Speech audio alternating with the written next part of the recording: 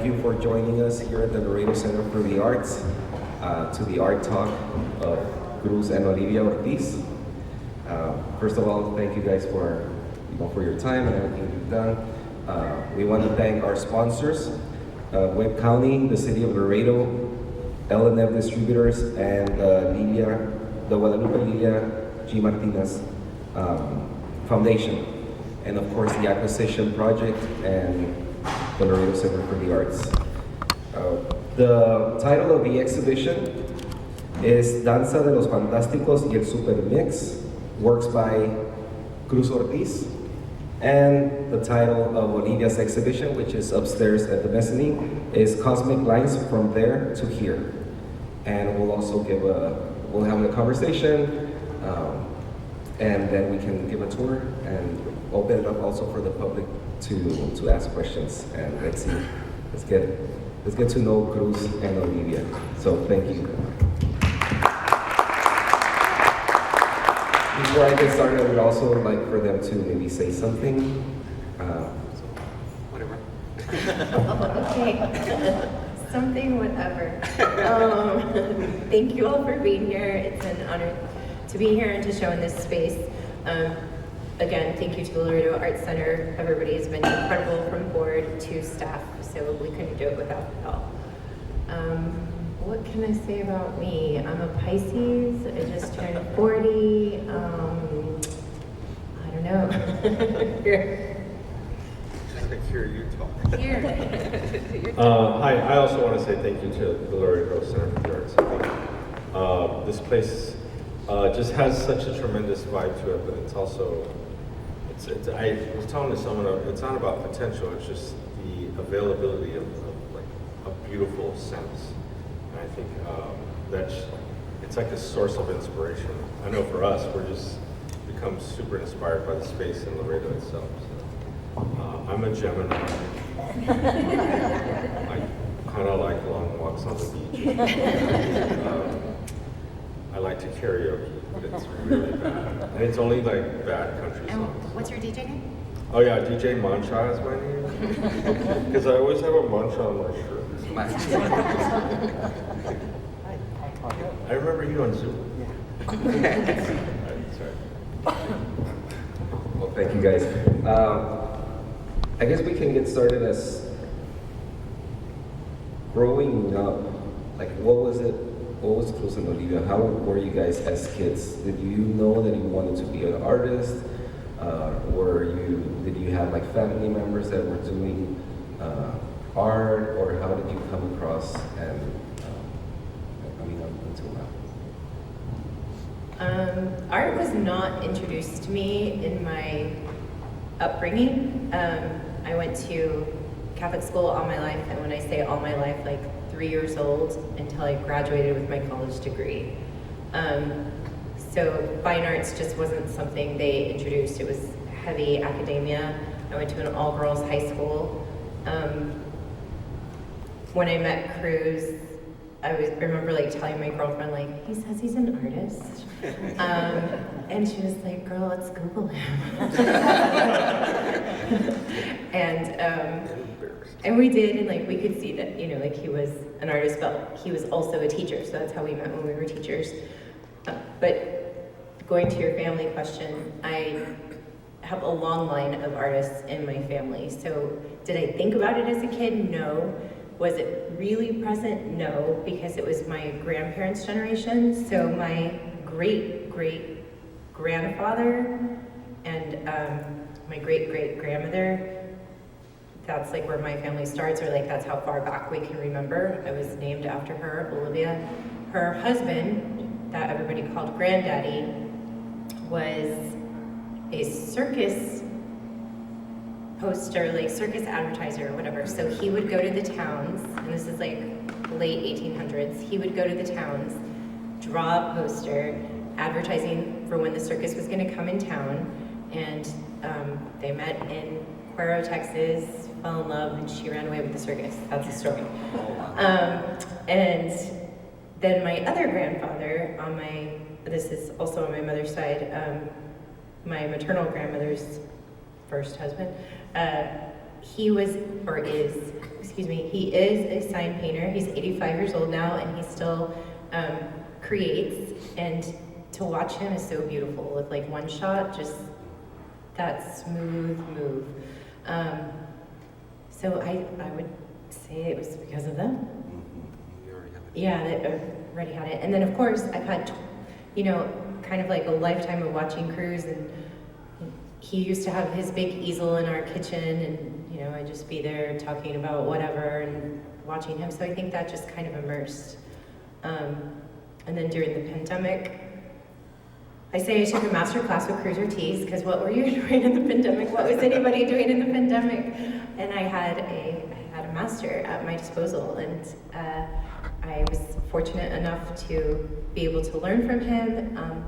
But it was funny because I had to read a lot, and he said it's going to be a long time before you get a paintbrush, and he held true to that.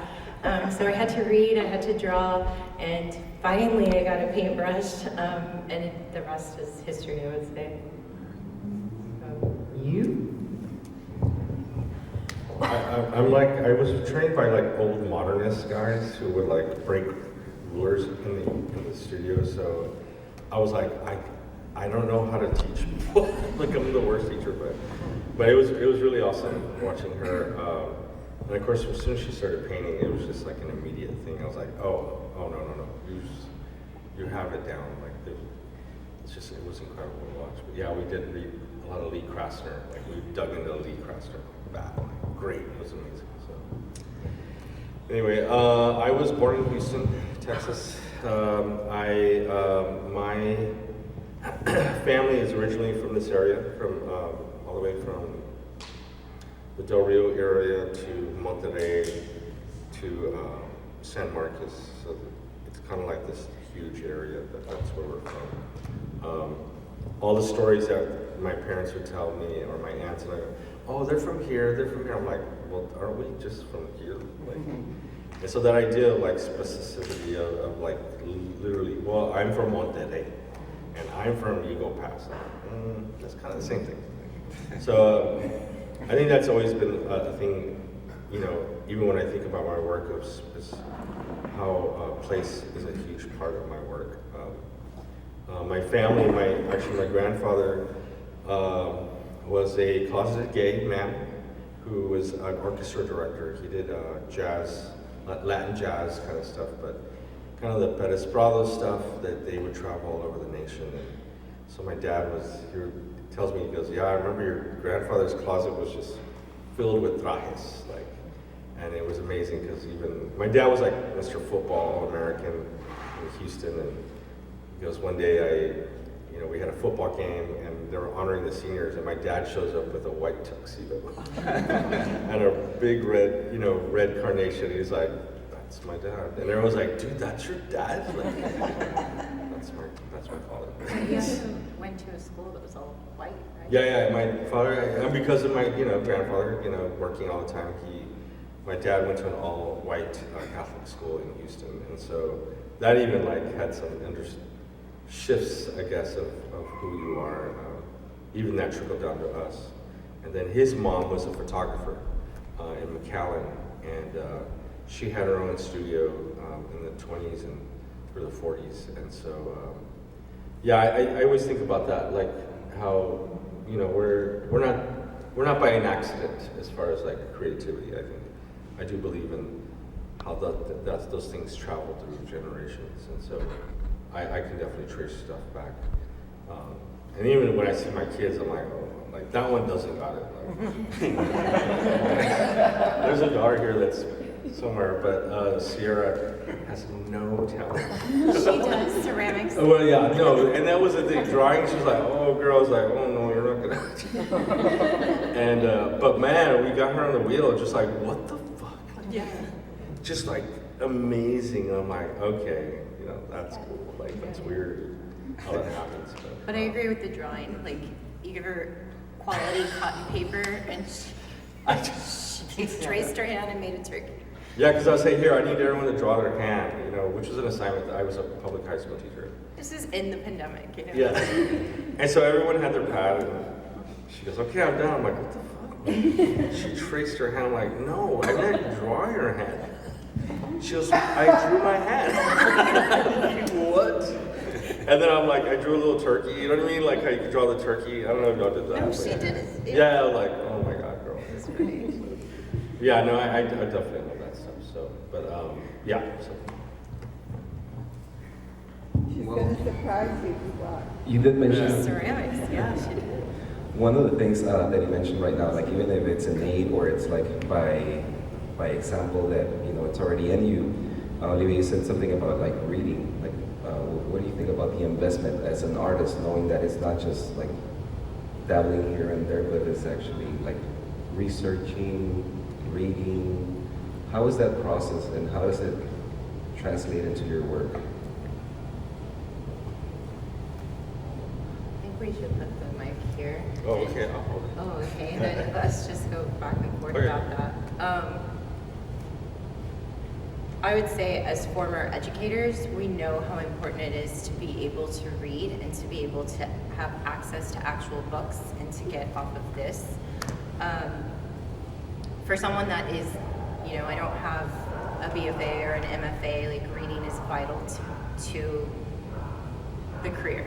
Like, right, if I'm truly an artist, that comes with it. So what I love about reading is that I didn't have to get an MFA or a BFA to know the grades or have to travel there, right? Like I have it in front of me, like, wow, look at this color palette versus this, look what how they mixed versus, what I'm doing, and let me play with that. So I think it's so important, and watching Cruz for as long as I have, he's constantly reading. Constantly. Like, I don't think there's ever a time that he doesn't have 5 books open. Especially before a show, he'll have 5 books open on our living room floor, and they're like different pages, and they're like that for a week in that, open to those pages. And I love that our children walk by that and get to see that, and it's just becoming foundational. Yeah, no, I definitely, I got my degree in San Antonio at UTSA, but we didn't read. It was studio practice, right? And we did do art history surveys, but that was like index cards of trying to memorize, all the like Pompeii or, the corbels of, different, architectural styles. There was no ingestion. It was just kind of slamming it down in your neck, and it wasn't until after I graduated that I actually had time to read, and that's when the real education started. When you go through a program like that, it's a horrible design, by the way. An art degree is a horrible design. And I was a high school teacher, and because I remember SCAD and all these other big colleges would come see my kids, and it was like, oh, we're gonna give you a $30,000 scholarship. Well, fucking tuition's $80,000 a year. Like, what? That's nothing, And so I tell them, like, I think you can do this. You have talent. I think, you can develop ways to get your talent.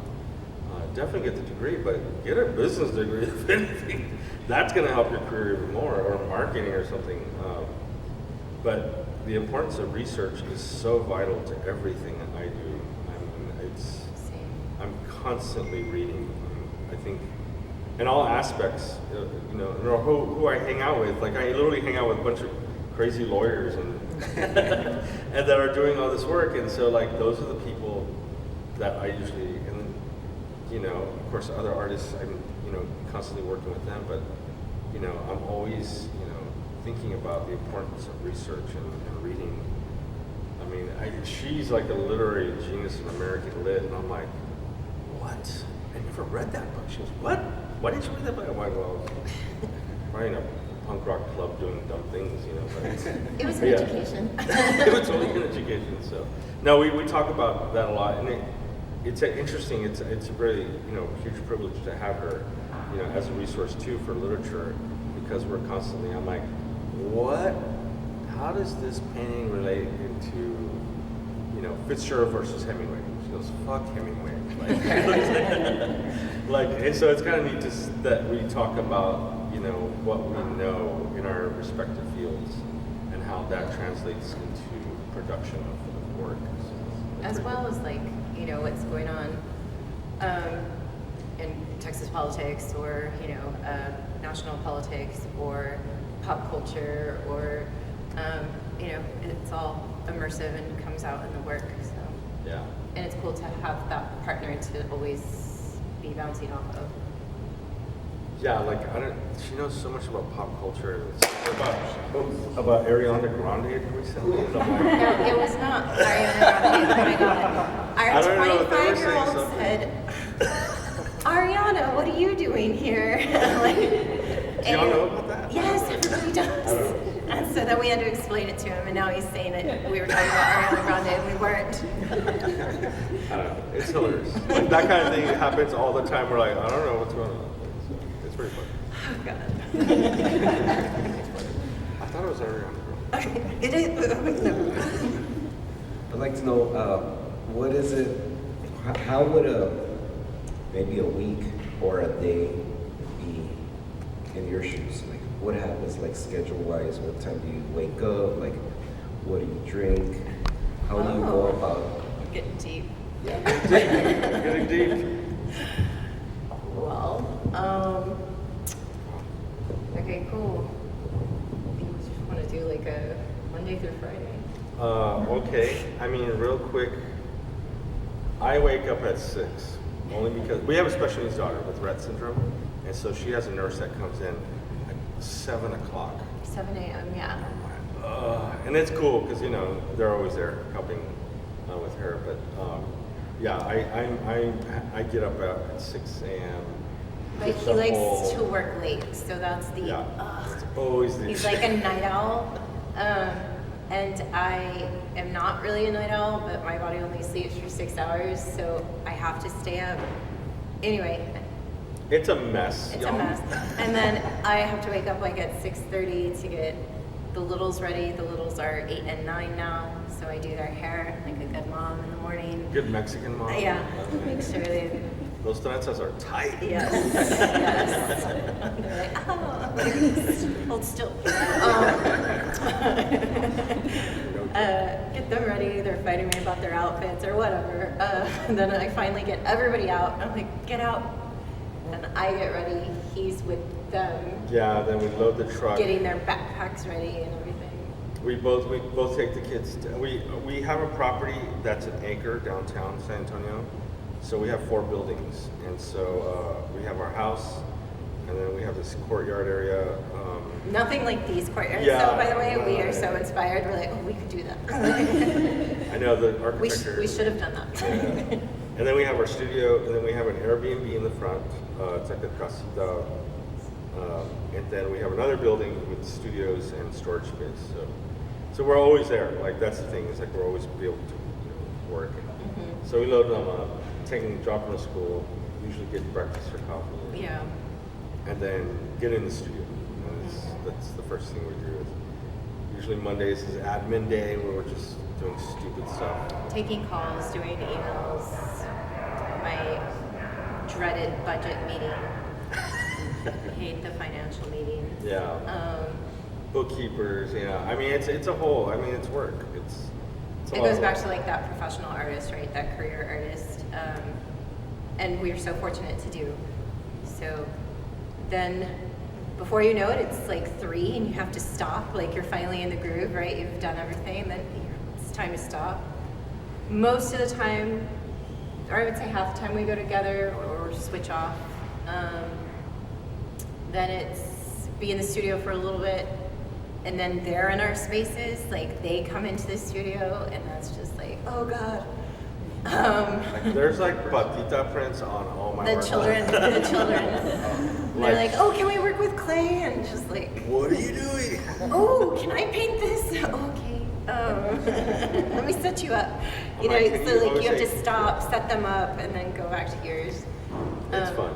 Yeah, it is. And I mean, I love that they're gonna have those memories. Then we stop to make dinner. Which I hate dinner. Yeah. Because we have like 5 different appetites or different requirements. Yeah. What? chicken nuggets now? Everybody? No. I want kid dog food. You know what I It's mean? called Like cereal.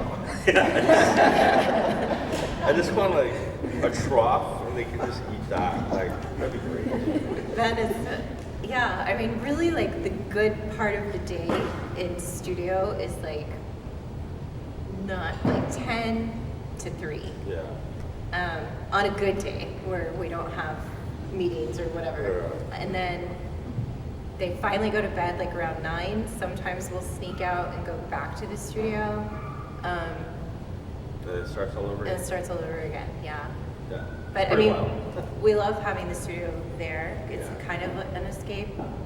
We each have our studios set up where we both have a couch and like sitting chairs so we can sit maybe in his studio and he's talking out his plan for the Laredo show, or you see this? I don't like this here. And then we'll go into mine and do the same thing or talk about what we've been reading. Or just sit and while the other is working and maybe we're just talking about the day or whatever. Yeah. Then we have a couple of employees and interns that help us out as well. Where if we didn't have them, Jesus, we'd be dead. Yeah. That's always cool. I mean, I think it's great having such wonderful partner, and that you can talk about all these things and give yourselves also that space, because as an artisan, so you just have to be on your own and go into deep thought and stuff like that. Yeah, there was a joke all the time when after dinner, the family, where are you going? I'm like, I'm gonna go look at my painting. It was not after dinner. I wanna explain this story. At the time, there were 5 children under the roof of our house, and Yeah, 2 moved out. the Oh, there's one. all 3 of the young ones were crying, like full meltdown mode. And he's walking towards the front door. He's at the front door. And I'm like, where are you going? Oh, I gotta go look at my paintings. What? Dude, Get your ass back in. you You're see like, what's going Oh on? yeah, I gotta. Yeah, sorry. I'm So then it became the running joke. I gotta go look at my paintings. Where are you going? But there are those moments. It gets crazy at the house. All the time. It's funny. She wants to do a TV show one of these days. Like, With your kids. Or, Like just the chaos. yeah, wow. A creative chaos, not like a Real Housewives chaos. Well, let's go dive into the painting, the work itself. I mean, I've noticed that, like in Cruz, there's so many things to talk about, and I'll let you pick. But I mean, some of the observations that I've made, I was like, wonderful, amazing. Both of you, like the color palettes. Like, how do you decide that, or how do you think, what inspires you to use the color palette that you do? And also, I've noticed that your portraits have like 2, 3, 4 eyes, and there's like science in it, or symbolism of science. And then there's also like the smoking, but it's like a beautiful way to smoke. Can you just talk about that? Yeah. So I think a lot about a lot of things at the same time. So one of the things I start off in all my work is I think about composition so much. Every painting you see is literally, it's a lot of work goes into how the structure of the interior space is handled. And even more so, the color palette didn't come till later. I had years where I was just trying to figure out what to use for color. I like black and white. Like I came from printmaking tradition, punk rock screen printing, where I'd always like painting the mud color, which is like red, yellow, all the colors that you use, and you just mix it into one batch. That's the best color. Which is a Rasquatcha thing, right? And I can talk more about that. But for the most part, the painting really came from looking at the French easel painters. My favorite is Pierre Bonnard, which is like,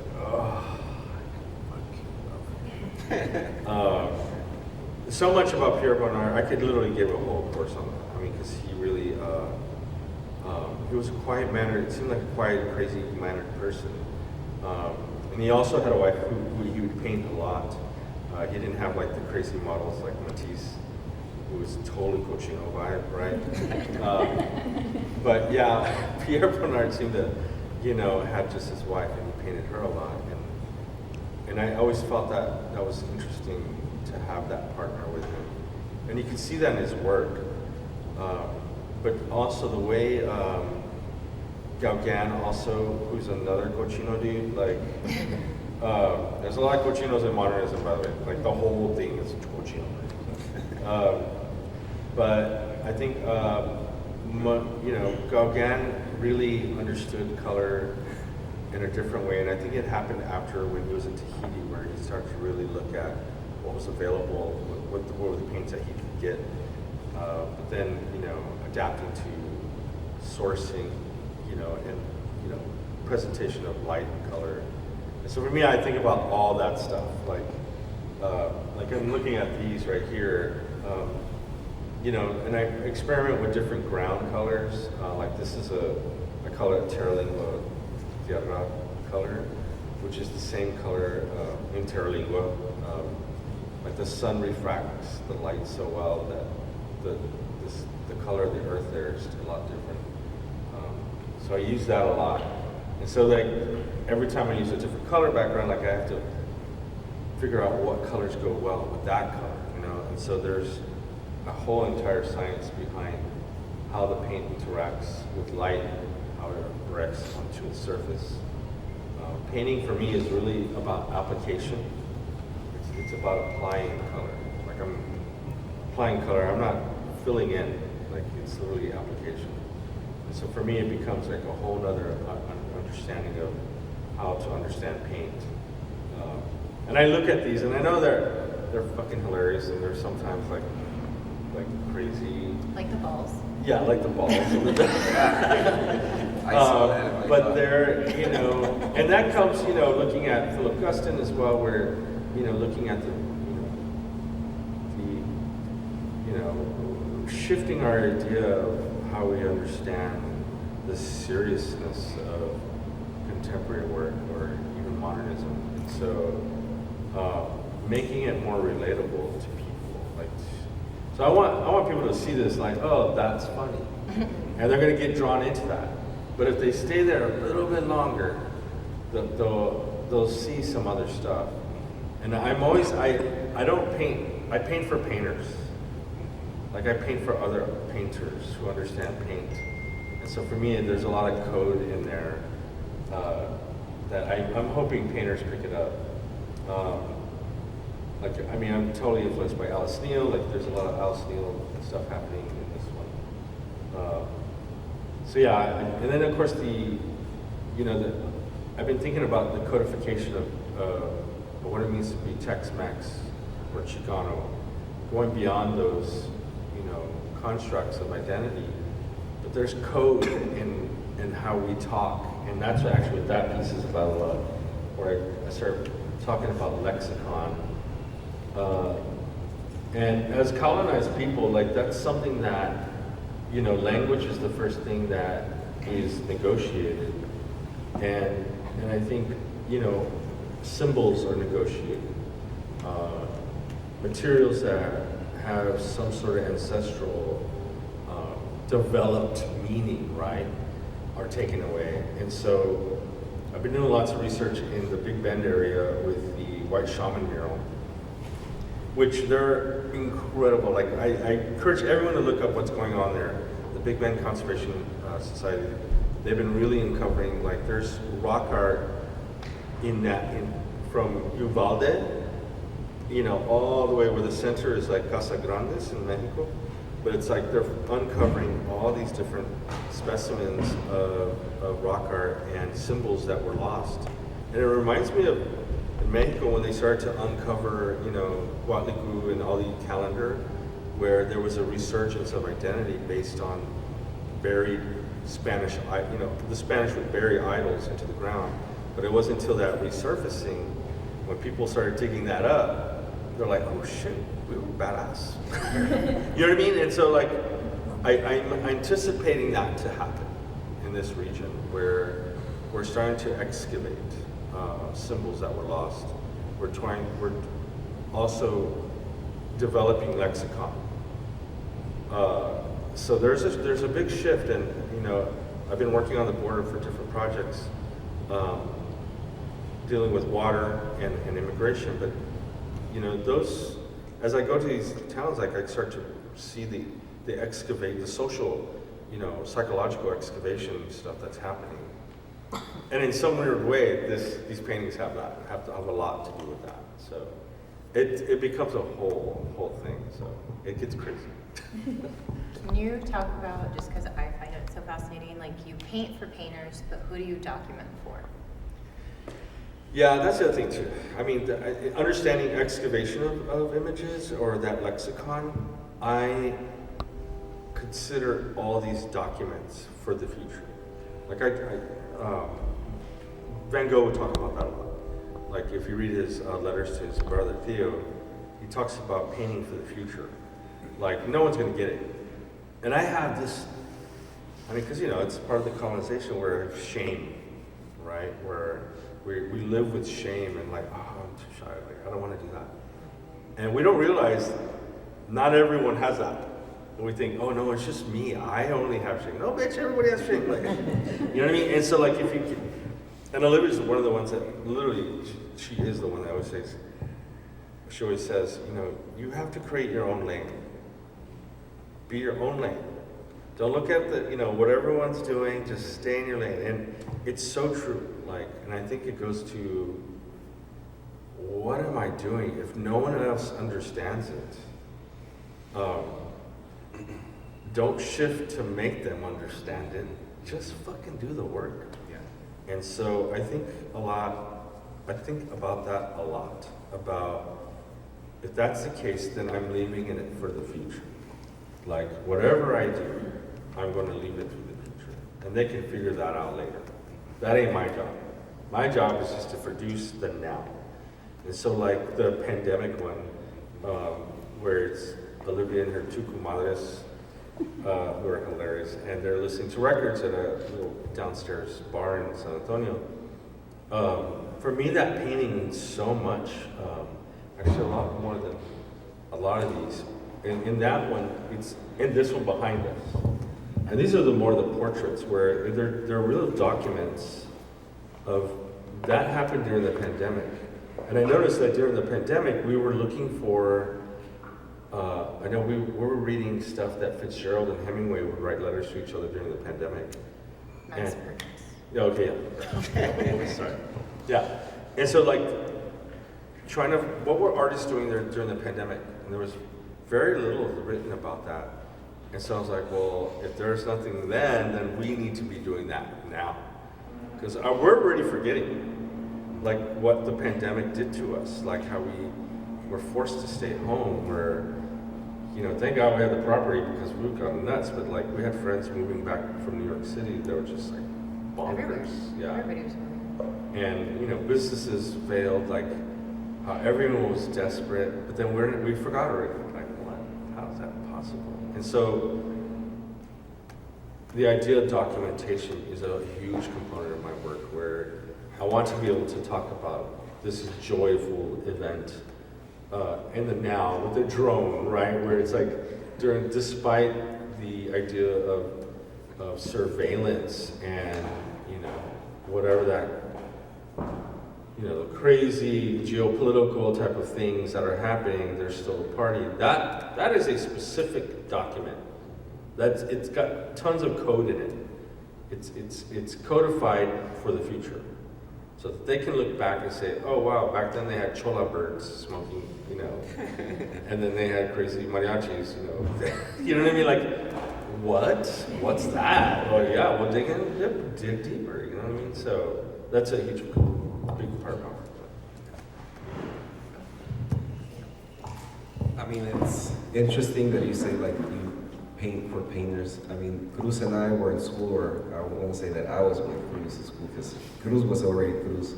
When I met him, like he was already doing all these murals, he was doing community work, and I was like, who's this guy? Like, what the fuck? He's already famous, and what is he doing in school? But seeing your work, I mean, as a painter, I mean, I really love it because one thing is to paint as to fill in the blank, like I'm filling in, and what you're doing, you're just talking with your brush. And to understand that I mean, leaving the sketch to come through, and I can see when you talk about, I have so many things to say, so many things that I'm thinking of.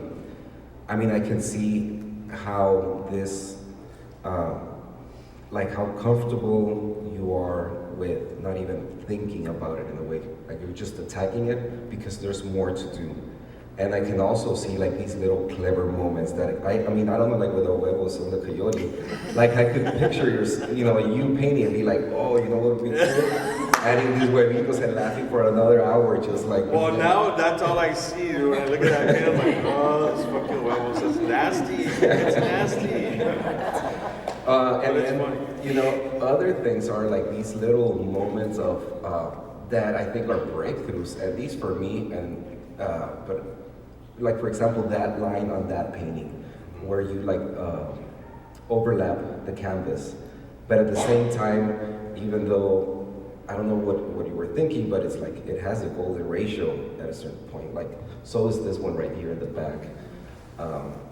So there are things of the elements of art and these very structured things, but at the same time very playful. I mean, you have it like the eyes. I wonder what you were thinking. Like, oh, I'm gonna do this landscape, and it's like the landscape is looking at me. Yeah. And like I get that sort of sense of. Yeah, I like to throw in things. I mean, like this painting over here in the back, where, like even the snake is framing in, and I wanted the mask, the headdress to be crazy, and then I would add things, later, like the chess. I love chess, so like I put in, 2 moves, kind of thing in my head, like the queen's 2 moves, those are kind of like that idea. And then with the landscapes, and that was the thing, I was kind of looking at structure too much. I was, looking at, the golden ratio, or even the Mexican muralists, how they would do the tres puntos, and then also the ellipses that Siqueiros would use. Yeah, he would use lots of ellipses, and Judy Baca as well would do that. But then I got like, okay, I'm already seeing too much. And then that's when I went to landscape painting in plein air, and I was like, oh shit, this is a whole nother structure for composition. And then I looked at Japanese work, how they, based on stacked perspective kind of thing. That's what that is. Where I wasn't thinking. I mean, I would have never done how these things happen if it wasn't in front of me. If it was not in front of me, I would have done, something more like this, where it's very rule of thirds and all these things that are happening. But this is kind of like just random. But then at the same time, if you really like slow down, like, okay, well then it does adjust into that predetermined structure as well. So it becomes, it becomes nuts. I can't look at the paintings too long. I gotta go back to the house. So the ones on with the unstretched canvas, those were done plein air. Yeah, no, this was a plein air painting. No, I was gonna stretch these, and I've been unstretching in the studio painting, but I don't know, there's something, I think I learned that from her, is that I got kind of like, I don't know, I thought about like how unfortunate it is that there's not enough female painters. Like, I mean, there are female painters, but a lot of them can't go big because of the means of production. And we have a studio where we have, we can do that for Olivia. But then I was like looking at a lot of female artists where they are doing unstretched because they don't have the shop, or they don't have the to work power tools. And so I kind of got inspired by that. Like, you know what, I want to do that. Like, because I have daughters, right? And I want them to know it's okay if I can paint and present like this. You don't have to have it stretched. And like that's a whole other issue. Like, but presentation is so important to me. And so there's something about this, like the tela, or, you know, it has a different presence than those do. And these for me become more object and relate to the human body in a different way than that flat surface does. And I love these. Like, I'm totally like, these are doing something else that I'm taking a risk at. Like, this is the first time I presented like this. And so, you know, I'm even like putting the title on it, where usually that's written on the back of all the paintings. And so, I don't know, I don't know what I'm doing. Well, okay, so this one, yes, you took off of a frame, but when you started this, it was that way. Then recently you've been tacking raw canvas on the wall and painting in that way. So do you want to talk about that more? Because that's, to me, that's cool, because it's like you're showing the people in your space, I guess, that, yeah, you can, like it's inspiring to me, because it's like, oh, bitch, you need to get to that level. You know, like you need to be able to like do it in any. Yeah, and I think that comes from like, you know, the plein air painting. Like there was always like this. Kathy Vargas was talking about my work early on. She goes, you always have this sense of immediacy in their work. Like, what the fuck is your hurry, dude? What are you? I'm like, man, I gotta hurry. And so this actually makes me go faster to produce more images quicker. And for me, like now, like that structure is reliant on an easel. Well, shit, easels are expensive. I make my own easels. I'm like, fuck that, 2x4s. Oh, or lean against the wall with some buckets. But even then, like, I don't know, there's just another step. And I'm like, this. So now the next step of this, I'm actually painting backpacks, and I'm sewing the backpacks to the bottom of these, to where they can just fold into the backpack. I know it's dorky.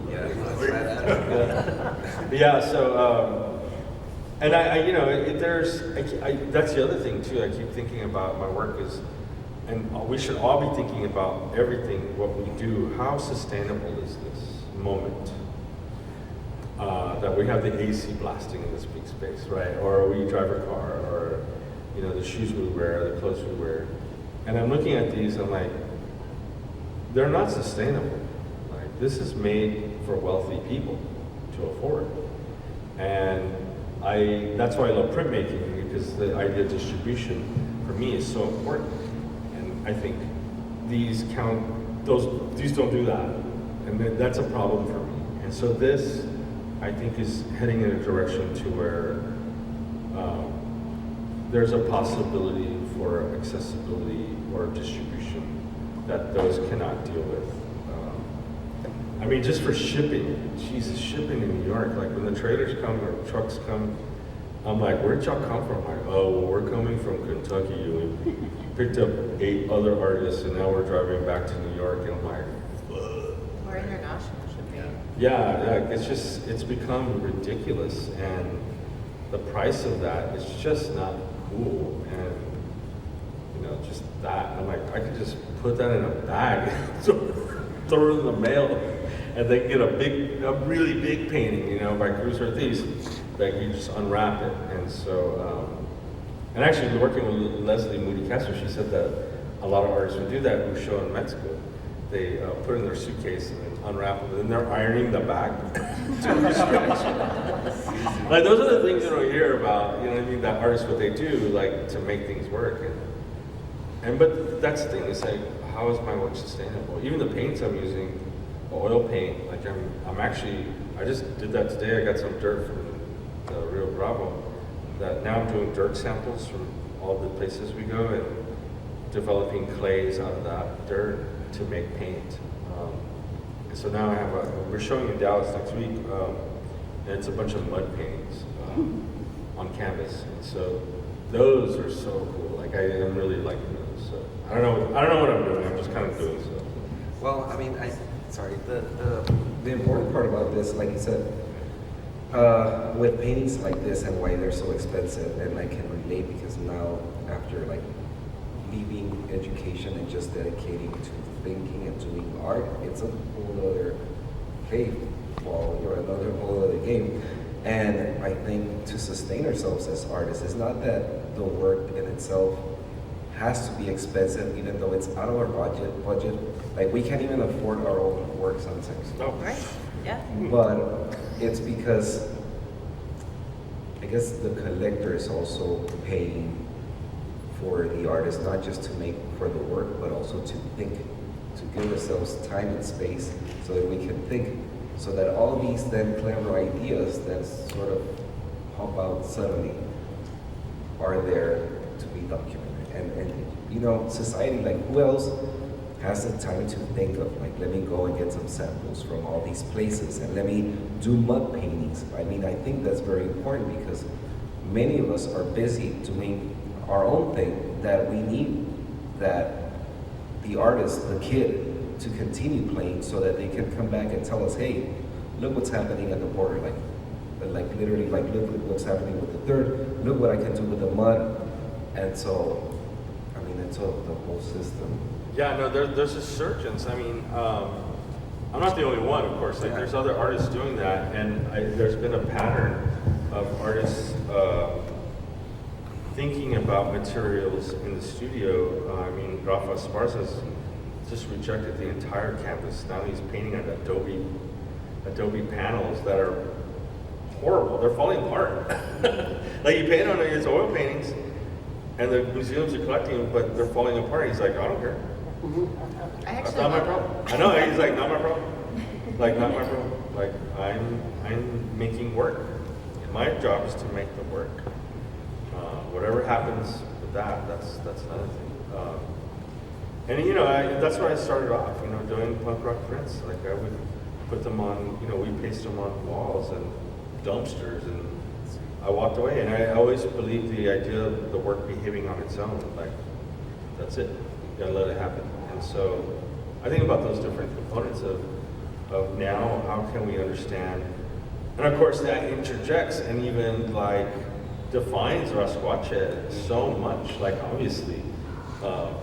And you know, those are things that are just innate to, you know, the territory that we're existing in. And I'm not just saying geopolitical, like, but just our psychological territory, like how we are understanding things and how we process things. Like, I think it's crucial that we are able to, in that sustaining way, come up with devices to survive.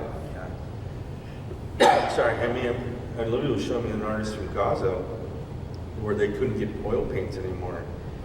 This is before all the craziness, where he was doing, you know, dirt samples. He was making paint. They all use them as a rejection. That's, I mean, I was just reading about it, and you know, their palettes are so similar and earthy, and so oil paints weren't allowed into Gaza.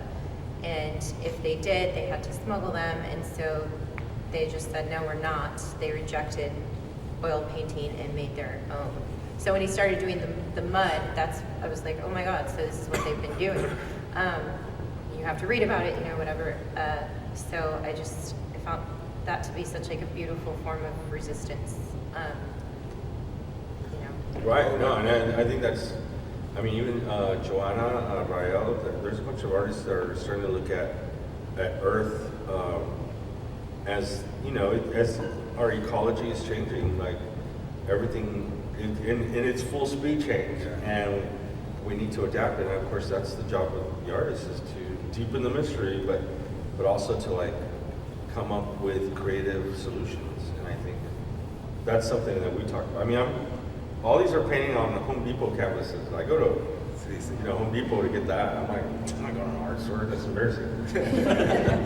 And so that's what you see, that line. That's actually, you know, when you do the Home Depot drop costs, they're kind of like random, and so they're just, you know, pieces of pieces. And so when you brought that up, I was like, oh yeah, there's that thing. I didn't even think. Well, the other thing is, I mean, in a way, like we're looking like, let's say, Rafa Esparza with the mud paintings, or you taking the samples.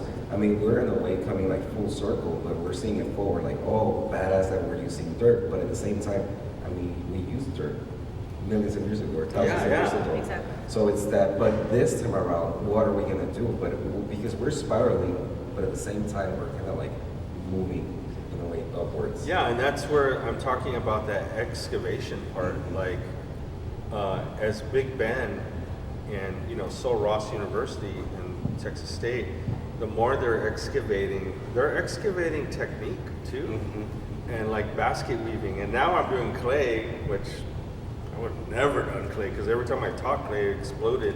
But now I'm like, but now I even built a little, horno in my backyard, and out of Rosquache brick, and I'm just like, I think this is what I'm supposed to be doing right now. Like, and the clay pieces are cool. We just did a firing. They all came out black because it's a wood fire. You know what I mean? And then someone was like, "Dude, you're not supposed to get them black." I'm like, "But they look kind of cool." I thought they looked cool. Yeah. Well, that's the thing also that we study that the academia like leads us to like, the layering of oil paint goes like this and that, but at the same time we get restricted, and it's like more, everything's so refined. At some point, it's like, how much can you go that route? Like being so perfectionist and you're like, this, and then with somebody telling you like, oh, they shouldn't come out black, it's like, well, I actually like them and I'm gonna present them. Yeah, no, I struggle with academia so much. Like just the idea. I think academia. I have this thing where I think about a lot where under white supremacy you have the development of restricted education, and now that public education is being negotiated so much where there's book bans, you have prisons, and then you have museums, and so like, and then also you have within the education part you have academia where you have brilliant minds that are writing, they're doing all the things, but then they just stay there. And that's the problem I have. It's like if you're just staying in that cycle where the professors are doing great things, or kids are sharing, there's a distribution of information, but as that dwindles down more, there's less distribution of knowledge. Well, that's problematic. And so I'm challenging academia. Stop the cycle. Stop being there. They did that on purpose to you. Like that's the same thing as a prison. Like it's developed to like it's an architectural type of design, or even like where it's just museums the same way how they determine culture. Like It's censorship. I mean, that's one of the things that, that's that's one of the things that I do think about that in the sense of like the white space. I mean, and it's it's been talked about for so long, but then having like exhibitions, like personally, I'm already thinking like I want to have a show at the Pulga, I want to do one in somebody's backyard, and not even try to fix things so that they can be preserved más así, just like hanging out, with, haciendo tacos or lo que sea, una carne asada, but having a show. Yeah. I mean, because that's really us. But then we've been shown this other thing of how the work hangs. I was talking, I forgot like the curator, but I was telling her that when we think about it as artists, like most of the time, paintings, they live on the floor. Like they're reclining against each other, or they're, like on the floor. I wonder if they have, or rolled over. So, I mean, I wonder how they feel when they're just like so exposed. Like here, this is your wall and your. I get, I was telling that to the scene. I was like, I never get to see the paintings like this. Because like it's light, you know what I mean? Usually it's darker in the studio, so it's different now. Yeah. Well, I mean, I guess, I don't know what time it is. Do we have time? I'm gonna open it up for the audience to have, if you have any questions, anyone? Okay. Well, I'll turn this on. Yeah. Well, thank you all for coming down, and it's been great to get a chat with y'all the past couple of days. I've realized that both of y'all's work, like with Olivia, obviously, and Cruz, you have paintings that each have sort of moments of,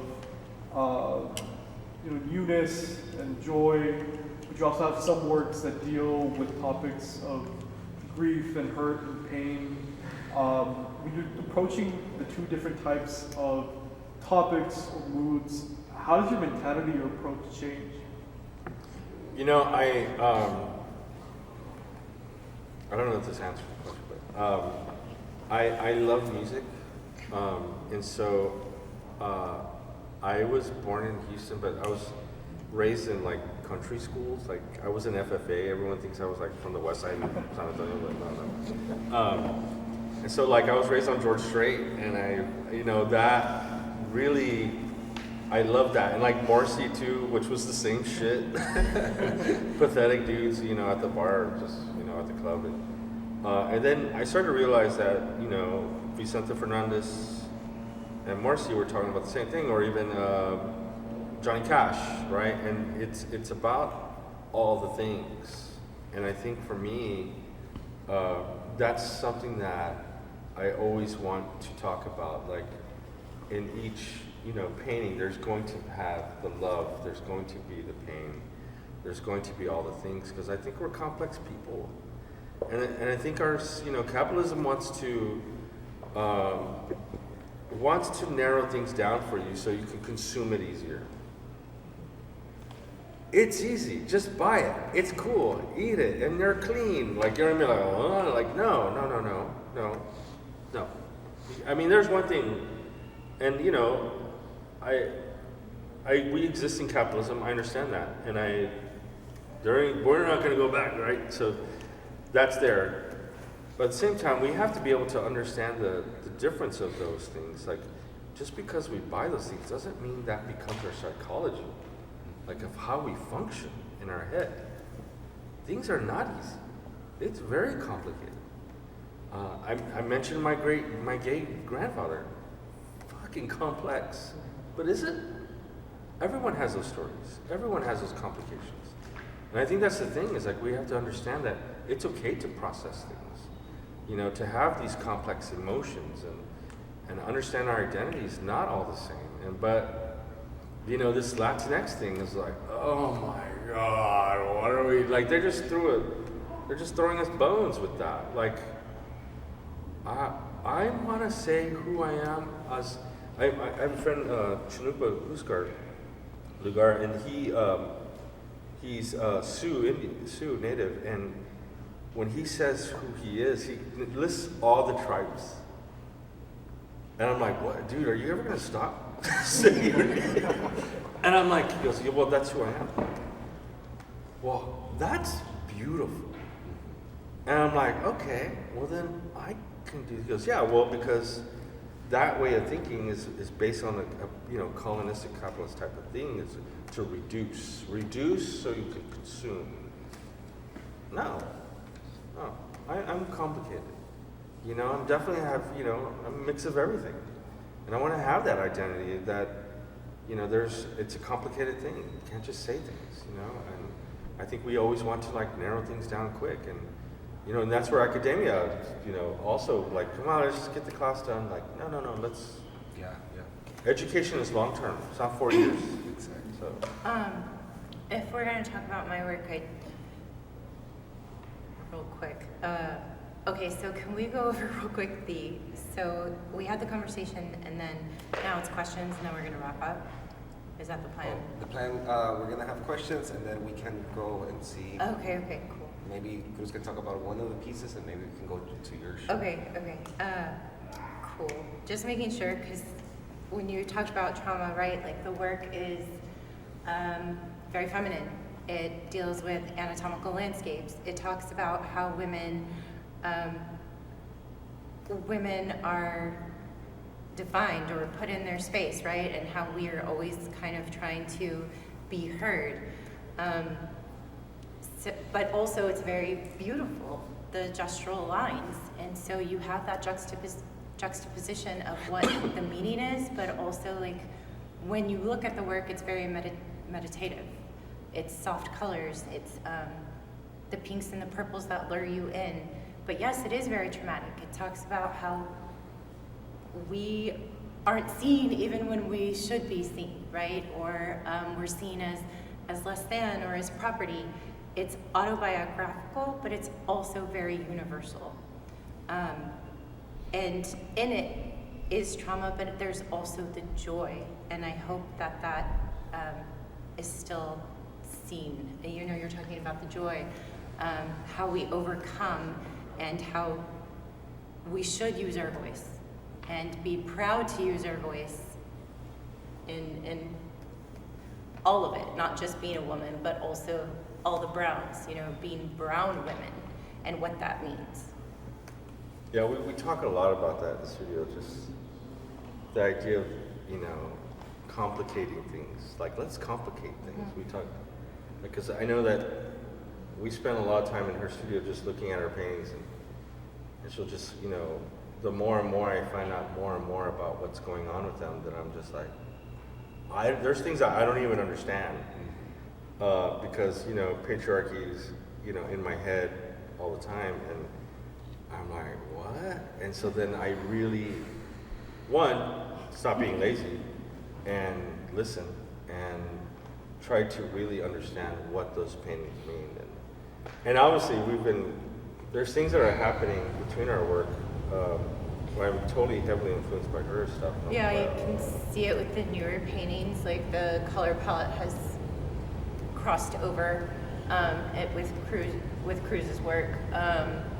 And then just reading and studying, you know, the artist couples that have come before us, the ones we all know, that happened a lot, or I assume organically, because it happened with us organically, right? We're always together and observing, and ooh, that's pretty how that's used, but it's used in a completely different way than it's used up there.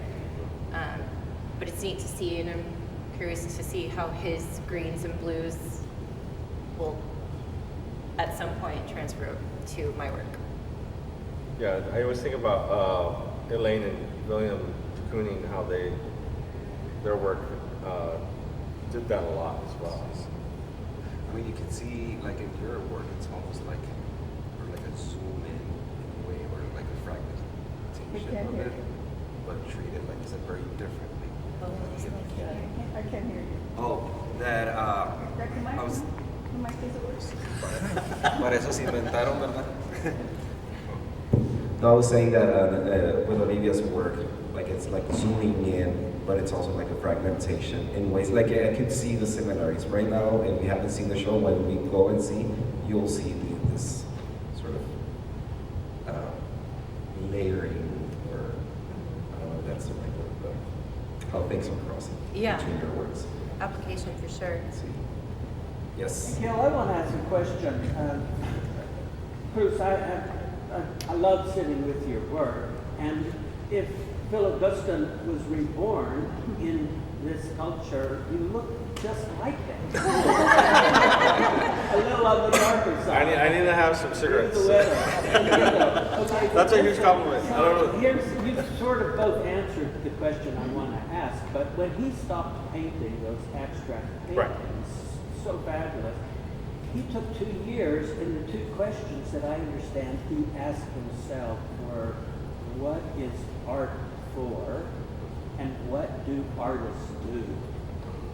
So I wanted to ask you that question. I think you've answered it, but what is art for? Yeah, that's a big question. I've been asked that differently, of course. You know, I don't know. I do.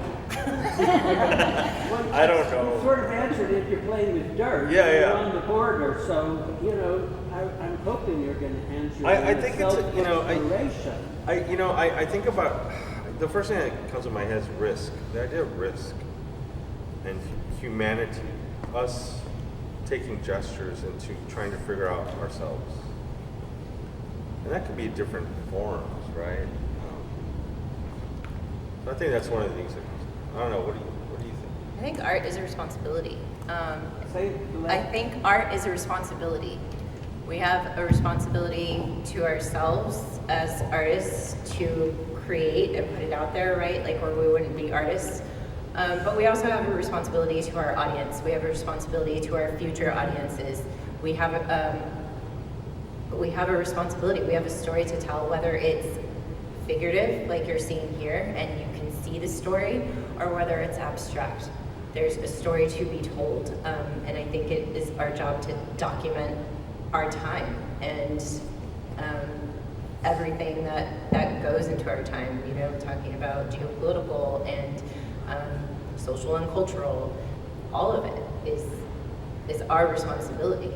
If not, artists are always the first on the ground, right? Like we have our ear to the ground. We're the first to rally the community if something's going on. Historically, artists are the ones that are persecuted first, and all of that comes because of the responsibility, because of what we're documenting, because of we're truth tellers. I don't know how you feel about that. She always has the answer. I'm like, oh, I don't know. That's, Yes. My question is for you, Olivia. I have not seen your work yet, so I'm so excited to see what's up there. So before I go up there, I would like to know a little bit more about your journey on when you discovered that this was your style, and when you had that aha moment of, this is really my voice on a canvas. Okay, I love that. I love you too. Like, I've been staring at you with it's super cool. It's a lot of fun. So like I said, I started drawing first. My grandmother was an interior designer and also just like a super fashionable woman. She died almost 9 years ago.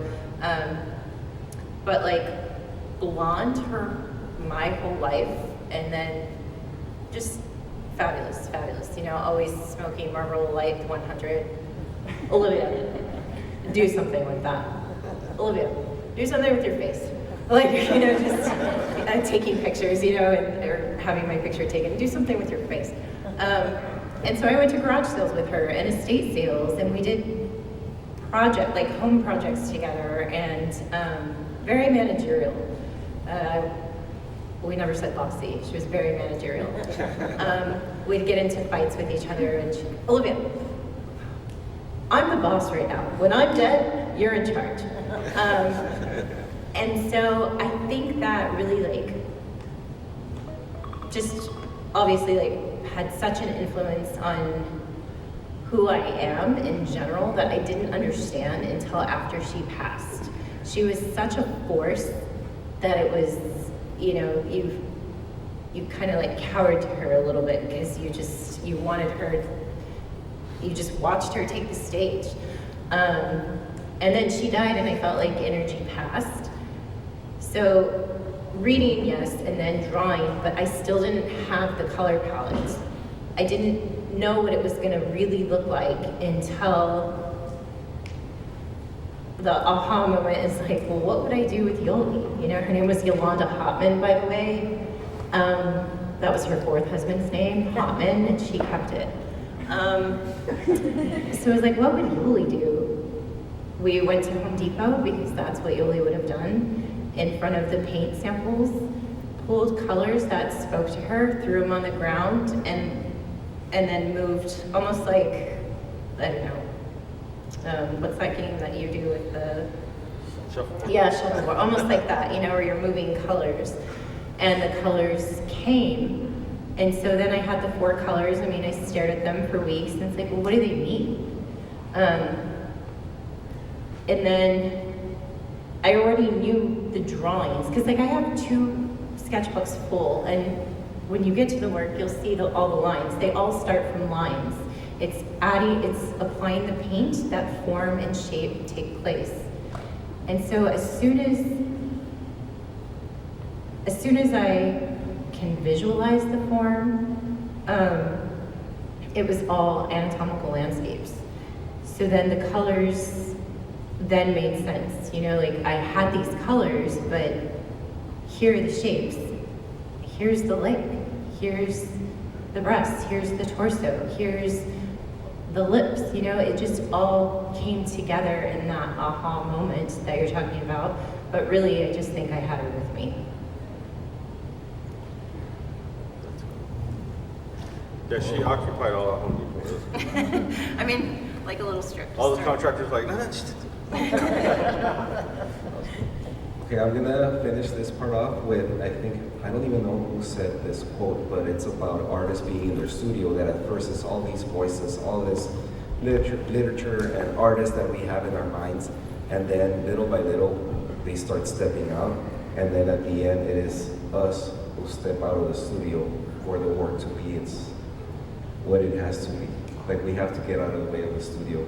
And so, thank you everyone for coming. What we're gonna do is now, maybe Cruz, pick a painting that we'd like to talk I about. feel like I already talked a lot about my face. Yeah? Or almost Yeah, let's go Olivia? with Olivia's. Okay, let's go. Like I told you, I wasn't a trained artist. We started as educators, but then in 2014, we started our own business with graphic design, and I was the CEO. And again, they're autobiographical, but they're also like a collective experience. Like, female CEOs aren't viewed as this, right? There's the femininity and the pinks and the purples and the softness. So I was playing with those titles. That one's executive session as well.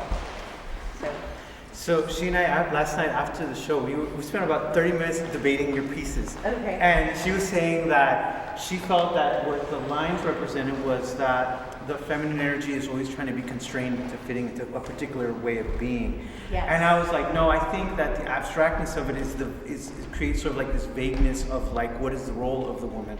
And so she and I were debating it, and then you said it earlier, and I sort of said, shit, you're right. And why is she right? Why is she right? Because she's a woman. Yes, exactly. So, yeah.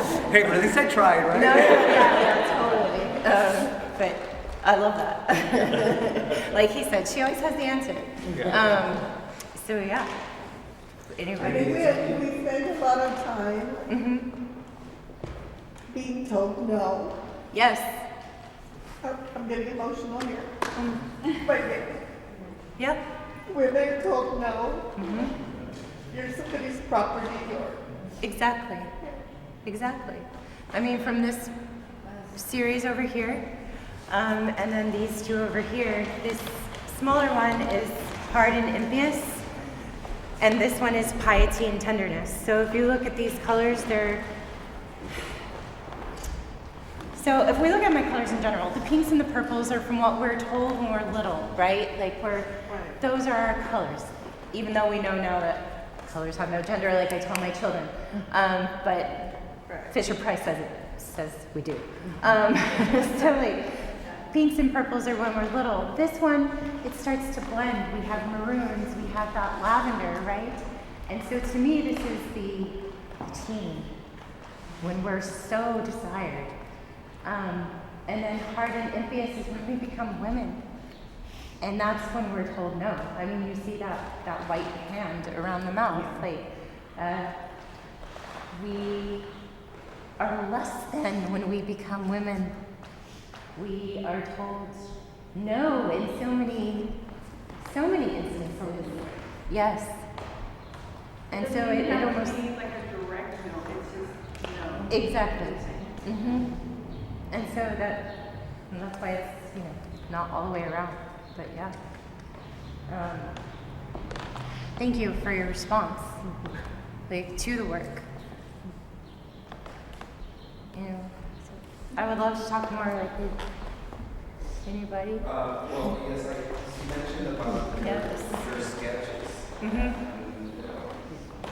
This is a great example of my sketches. This is a replica of my sketches in my sketchbook. So this is how they start. And then these lines, like if we look at the one in the middle, I can reimagine that in 5 different ways. And that one drawing can become 5 different pieces that you wouldn't necessarily realize that that's the same piece. So when color and paint and application come, that's when the painting takes on life. But the drawings are beautiful as they are too, which is another reason I wanted to show the process. They also feel to me very sculptural. Like they have Yes. this weight to them. Even Yes. the line has this weight. Like I see like the perspective. I can see it like a 3D model in a way. Yeah, we're actually working on that right now. Cruz mentioned we have interns, so I'm creating a maquette to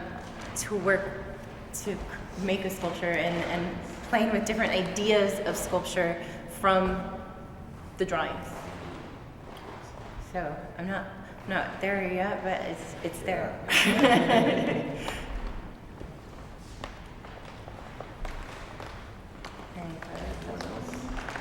Well, I just want to say, like, I know in this studio with her, it's really amazing. Like, mine's like the cantina, and hers is like the movie space. Like, and every time I go in, I'm like, and then she'll ask me, "What do you think?" I'm like, I always think she's done, right? And she's like, "It's not done." I'm like, "Oh shit!" Like, I'm always baffled by it. Like, and all of them have so much to talk about. So I noticed a little bit of a juxtaposition between both of y'all's work because your work it has lines and it does seem rigid. Your work is very fluid. Yes. So Yes. how does that happen? So my work, like, especially on the large canvases, this movement right here is done over and over, so it becomes very meditative. Like, as soon as and that's the only time that, like, I don't know, I have ADHD, so my mind is always going. That's the only time I've been able to get there. Yeah, is when I'm painting, but it's whole body movement, and so that's like healing in itself. Well, yeah, because when I heard Cosmic Lines, I was going to imagine like more structure, but I was surprised to find that this down there is more like line dancing. It looks like line dancing. And this feels like freestyle. Yeah. Like people spinning on their heads. Yeah. Thank you. So I was wondering, so everything seems very contained. Do you ever think yourself expanding, like outside of the canvas? Maybe like Elizabeth Murray with the pieces and the parts and the sculptural Yes. that you were talking about? Yes. Watching him as an artist, like, and being on the business side, I know, like, to be successful, like, I always make this comparison, like, I want to be Madonna, right? Like, Madonna has only survived in her longevity of a career because she was constantly evolving. So yes, this is the content, right? But how does that evolve? And so, yes. Because I see those shapes, even the way you use your color, where you use more muted colors that push back, and the brighter, more intense colors that I can see them almost becoming actual spatial, you know, Yeah. 3D. Yeah. Exactly, and the movement, you can see them almost moving with the light that is forward and the puzzle backwards. pieces, the idea of all the little components and parts sort of fitting rigidly or just fitting together. Yes. So I am looking forward to that. And then more like this where they come off the page, but just playing with the containment. Containment. Yes, I want to say that when we went to San Antonio to invite Cruz to come and exhibit here the first time with Melissa, Alex and I, we met you, we met Cruz, and saw their space, saw your work. You showed us the printing machine, your printing studio. Then in the end, it was like, come and look at Olivia's studio, Olivia. And we walked into the space, and we had been already in the painting stage. And we walked into the space, and it had this contemplative feeling to it. It was like we went through a portal to another place. The holy place. Yeah. We didn't know that we painted it. And then so I come and come in here. It felt different, very peaceful. Yeah, it was very different. I'm going to describe it as I cantina and then it's this moment where it's the work. Thank you. That's why,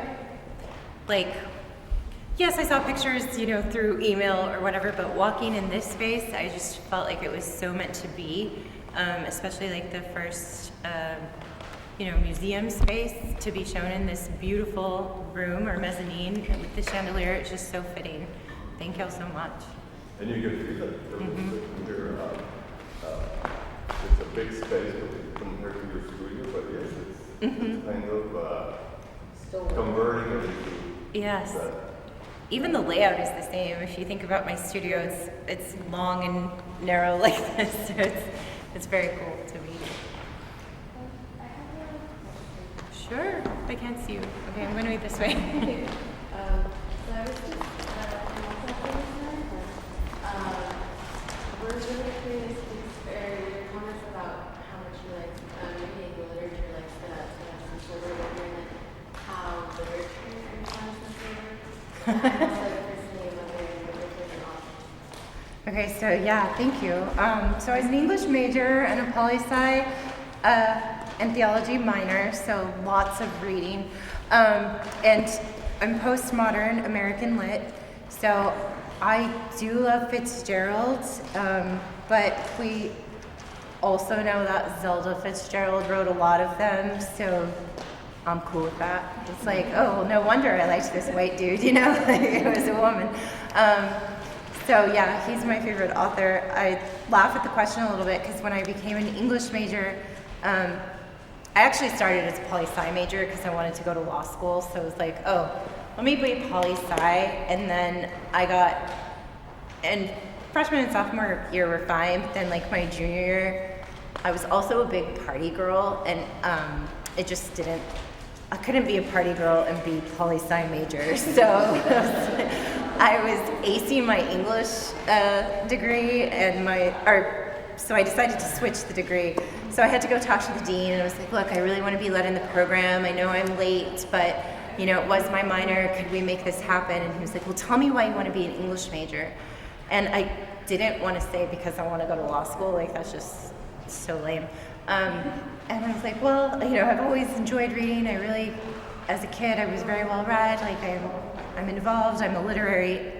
I'm a huge literary analysis person, so like my books are all annotated. And so he was like, are you sure you want to be an English major? And I'm like, do you not want me to be an English major? And he was like, look, all I'm telling you is that an English major is only good for cocktail parties. And he said, so I just didn't know what kind of career you wanted. If you're going to be the trophy wife, then sure, go for it. And I was like, all right. So here we are. So Dr. Schnabel, my English degree mattered. Here we are in an art talk. So tell me why y'all are interested. Are y'all English majors? I'm an English major, and I took the same journey as you. I was also a poli-sci major with an English minor, and I switched it over. To go to law school? Not to go to law school, but like I wanted to go to law school, and I was like, I like English like way more. Yeah. I'm also very smart. Yeah. No, it was cool. And I'm part of like the movement organizing space, so like hearing you talk about like Gaza and like just hearing both of y'all talk about like how like involved you are and how much you want like change to happen and speaking on things like capitalism and things like that. And, like there's something like deeper happening, and we just were very curious about you. Yeah, thank you. No, I'm very fortunate, right? Like because I loved political science and I thought that I wanted to be a lawyer. And you know, life just happens, right? But then I became a teacher because, well, really, my dad said the money's going to stop. You're not going to law school after all. And I was like, oh shit. I have an English major. I have an English degree. Let's be a teacher. But then I got in it, and I was like, wow, I can change the world here. And yeah, then STAR came, and all these other impositions, right? On free thinking in the classroom. As far as like educators, like, you know, then we were following scope and sequence and our lesson plans were done for us. And so when I met my husband, he was an artist, I said, oh, let's leave, we can do this. It's very fortunate to do what you love, and that's like be creative, but also bring the political science with me, like that feeling of doing for my community didn't go away. evolved into something more beautiful, you know, like where I can find hope and joy, even if it's just me in the studio, listening to music and painting on the canvas. Thank you. Yeah, thank you. So it's fun, and I'm grateful that we get to do that. Thank y'all. I'm so glad y'all are both doing your work, you know, like that y'all are both in it. So this happened in 2005. It was a boyfriend that I dated in high school and broke up with my college year, my freshman year in college, first semester. So that would have been 2002. Like I was stalked and harassed for 3 years after that. And if you notice, like in the background, it says it's an extending order. So like he didn't stop. So I had got another 2 years. And so it is, I'm glad that you picked up on that. And it is violent, I think, when I go to that person, right? The person, and I'm talking about the person that I was, you know, in 2002 and 2005. I was so young and I felt so raw and exposed and shame. And so like confronting that, you still kind of feel it. Like going to the courthouse at my, you know, at 39 years old to request these documents, and I pulled them all. $18 later, right? So I had a big stack of paper. That reading it, rereading it, like noticing, oh, my family was threatened. My sister was 7 years younger than me, and my little brother's 11 years younger than me, and my family was threatened. In the protective order, it says, you know, you must stay away from her family. All the addresses that I had forgotten that, like, I used to frequent. And like I thought I was fine until like rereading it, and you're confronted with it, and it's like it happens to so many of us, and I think we're so angry that it continues to happen that we have to get this little piece of paper that's an imaginary line, right? It's an imaginary boundary that we hope the other person respects, but are they going to respect it if I had to get this imaginary boundary? So it was practically 20 years ago, and this guy kind of came back in my life and is kind of pushing boundaries again. So how do I heal? Am I ever gonna truly heal? So this for me is the statement, right? Like, you don't own me. You wanna play? Let's play. But also, let's shine a light on how many women have to do this. I was fortunate enough to be granted a protective order, especially in those days. You know, like it's hard enough for women to get them as it is. And we don't talk about it. We, you know, victim blame, or, oh, he's so nice. You know, like when we see him, he's so nice. Like I don't know if that's really what happened, you know, and that's the first one. I put on the belt of truth. This is the truth. This happened. We can't deny that this continues to happen to women. The last page is my favorite. If you read the background, it talks about how they're not allowed to own firearms or ammunition. But we live in Texas in 2024, and we know that's not really how it is. That's terrifying to Texas women, amongst everything else that is happening to Texas women. So that's why the colors are that purple and that bright pink, and it's in the background because it's in my background, but it's also in so many of our collective backgrounds. In the middle, I don't know if you see it, but I see a BN, and I read it as blood meridian. Is that what you wrote for?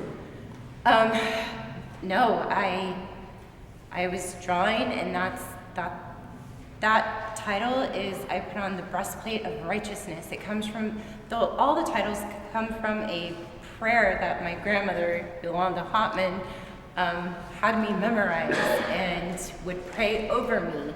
And told me that I could pray it over my own children, even if I'm not with them. It's Ephesians 6, so I put on the breastplate of righteousness, and that's the breastplate.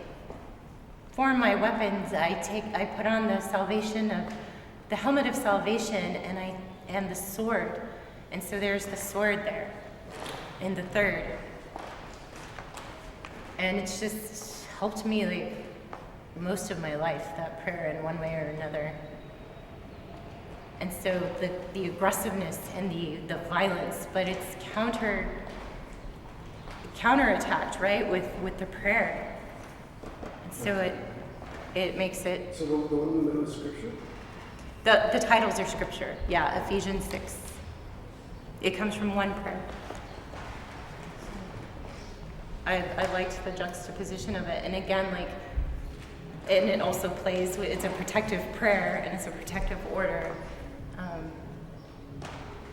So that's cool. fun. But Yeah. then you could argue that this is sort of for yourself like salvation. Right. Yeah.